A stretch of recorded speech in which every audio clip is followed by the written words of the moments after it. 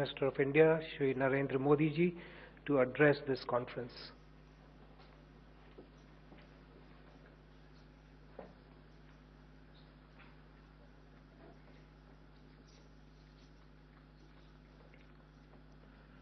Your Excellency, Dr. Mohammed Ashraf Ghani, President of the Islamic Republic of Afghanistan, Your Excellency Salahuddin Rabbani, Foreign Minister of the Islamic Republic of Afghanistan, my colleague Minister Sri Arun Jaitley ji, Foreign Ministers, heads of the delegations, ladies and gentlemen, Namaskar,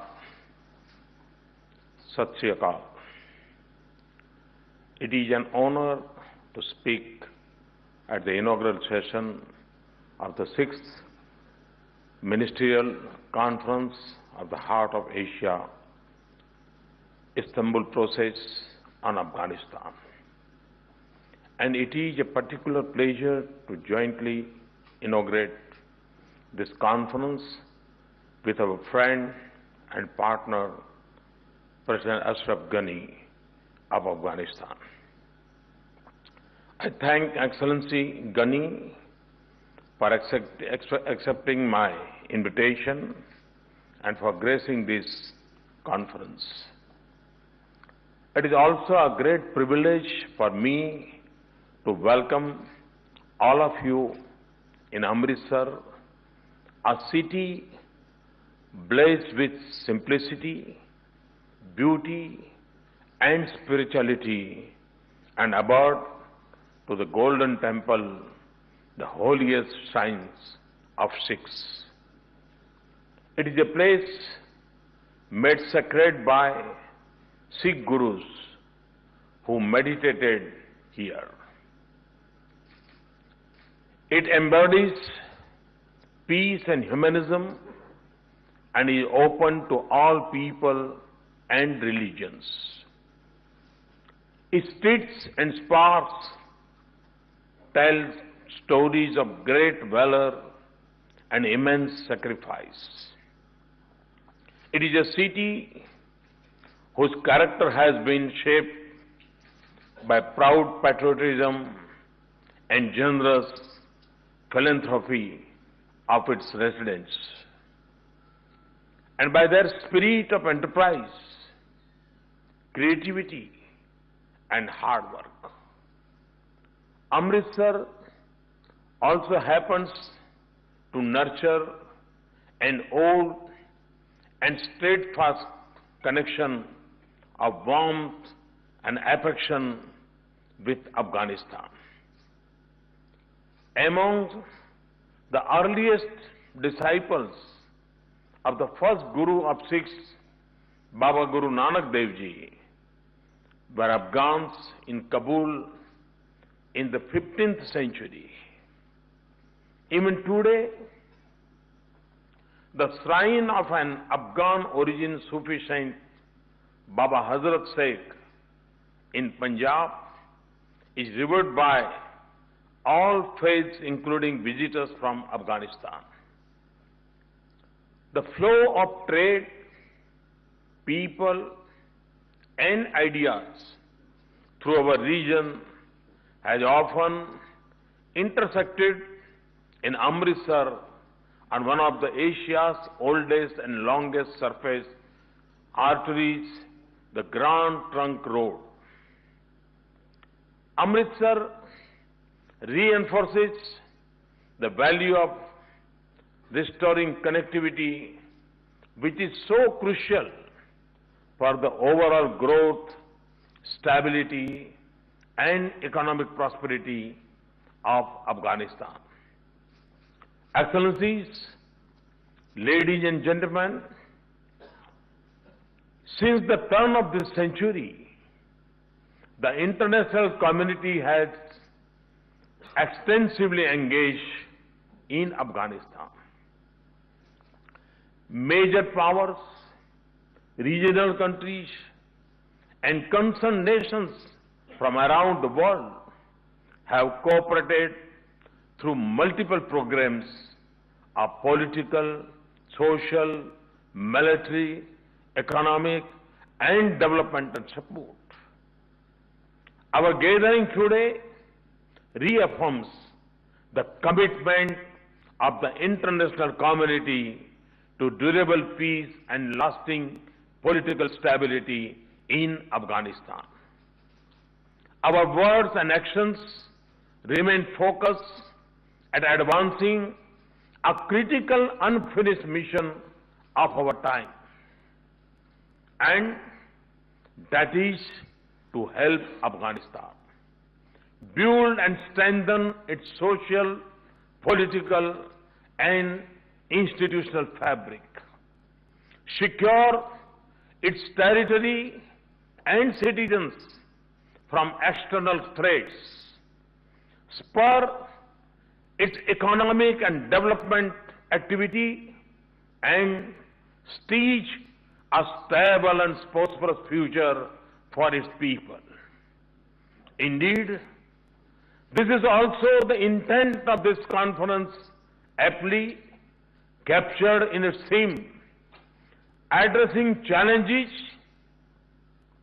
achieving prosperity.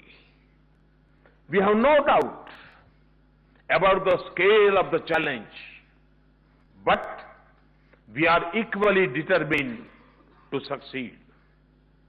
The results of our collective efforts thus far have been hard-won but mixed. There have been important successes. Much more remains to be done. The need of the hour is to stand our ground and continue with our line of effort. We must protect and build on the gains of the last 15 years and march ahead.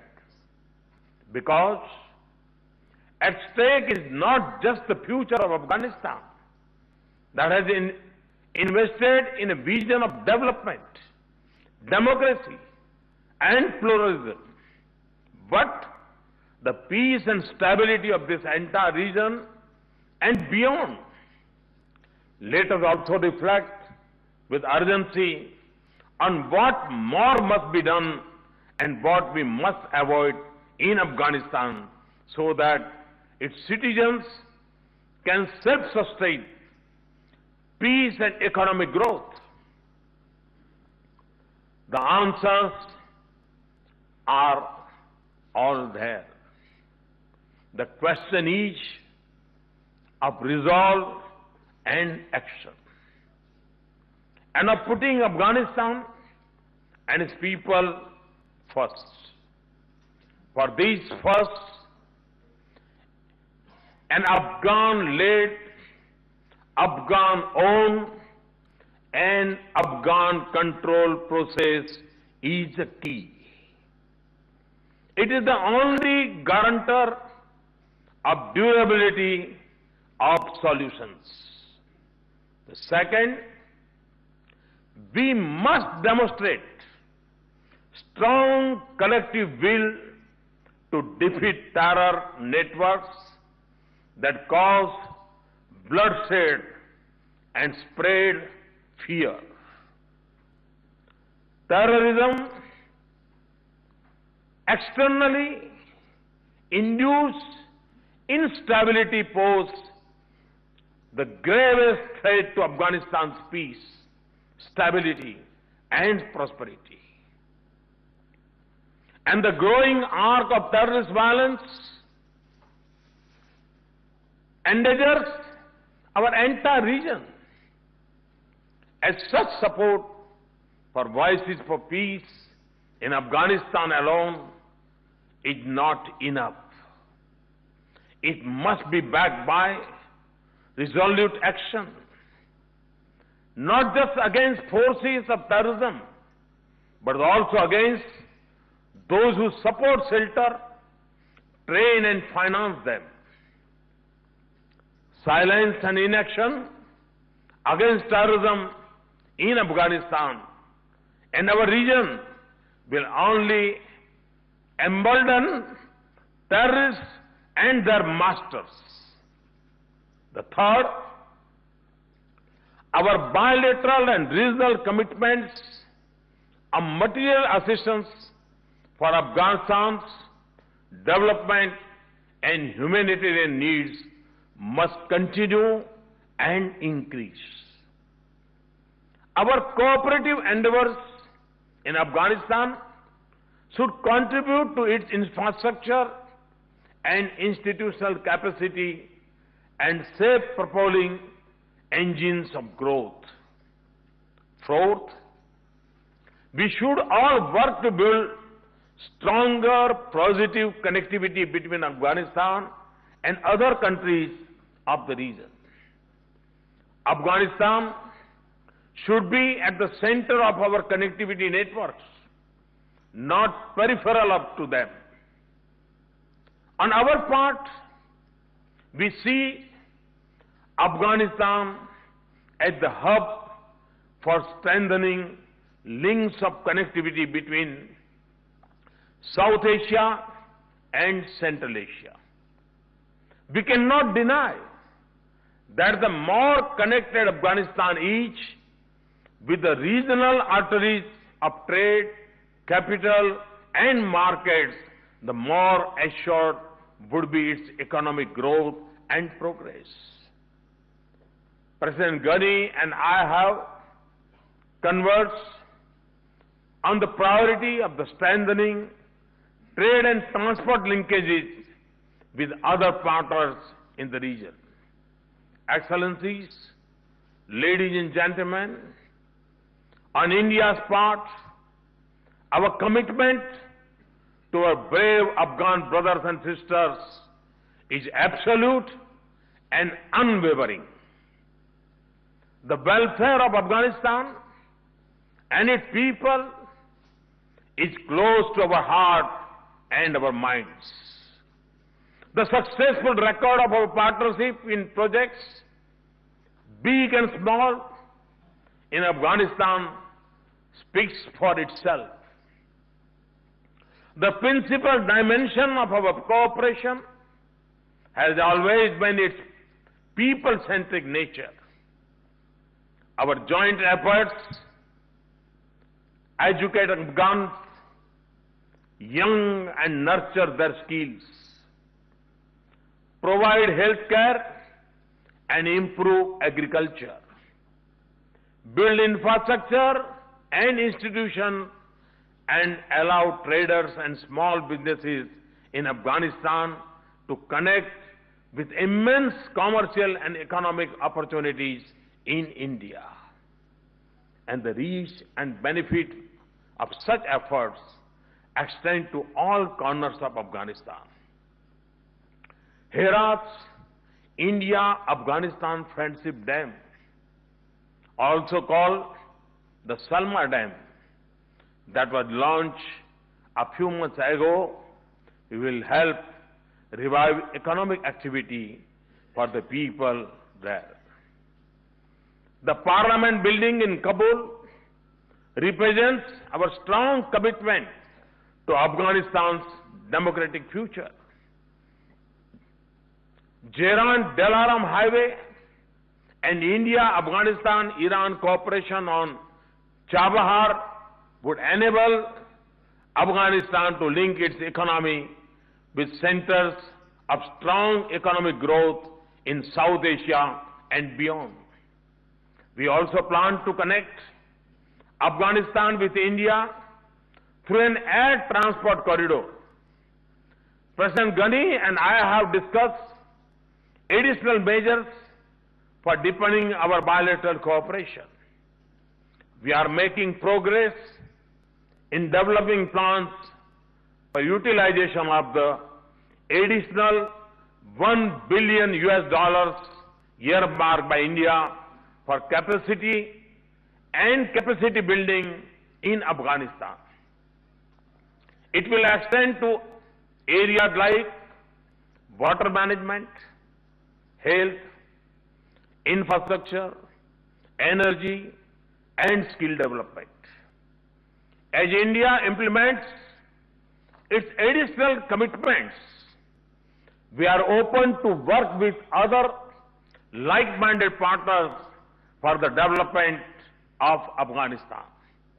We are also happy to note the international commitment at the Brussels conference in October and NATO's Warsaw summit in July this year. We will continue efforts to scale up our ambition and dedication to assist Afghanistan. In this, we draw upon lessons learned and best practices derived from our shared experiences in working on projects.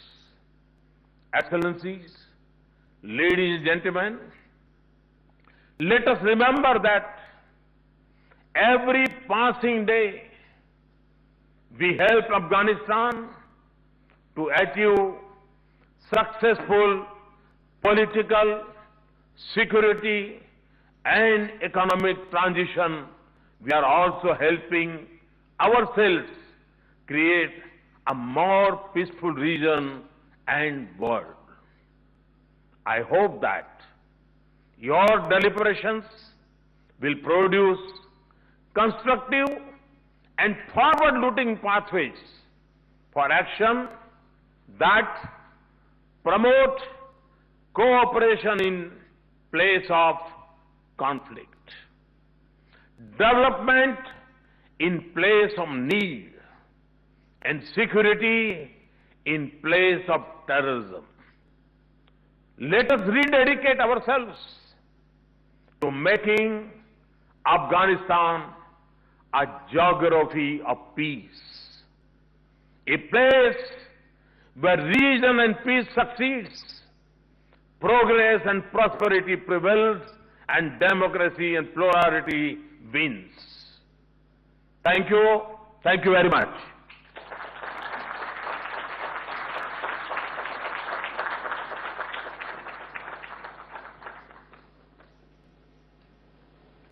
Thank you, sir. To conclude this inaugural session, I would now like to invite Dr. General V.K. Singh to address the vote of thanks.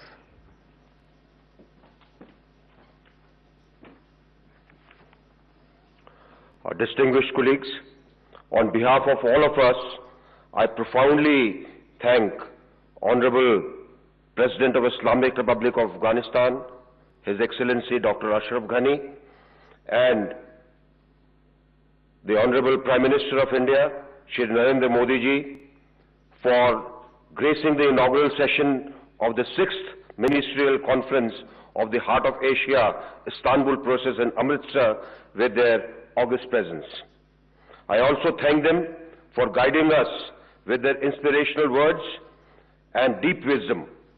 Their addresses have fittingly set the tone for our discussions in the conference today, and I'm confident that the deliberations here will reflect the vision shared by both the leaders for the region. I would also very much like to thank the Honorable Finance Minister of India and the Honorable Foreign Minister of Afghanistan for gracing the occasion. In their able hands, the success of this conference lies through their constructive and productive discussions in the further sessions today. I would like to thank all the Heart of Asia countries, delegates from supporting countries, organizations, and also the guest countries who have taken the trouble to travel all the way to Amritsar for attending this conference. We keenly look forward to their active participation and valuable contribution.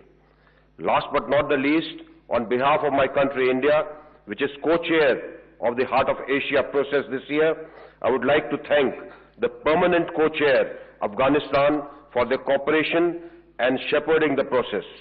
It has been a privilege and pleasure for India to work with them. Thank you very much indeed.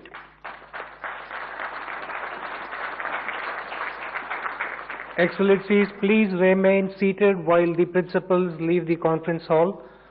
I would also like to announce that there will be a 15 minutes tea and coffee break thereafter.